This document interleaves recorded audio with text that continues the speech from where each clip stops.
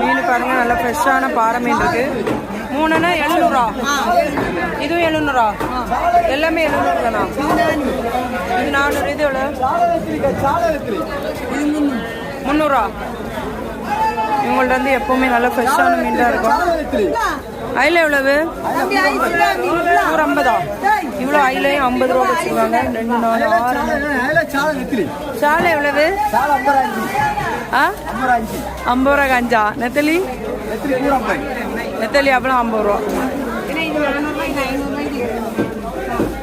இது எவ்வளோ? 400. மீன் 200.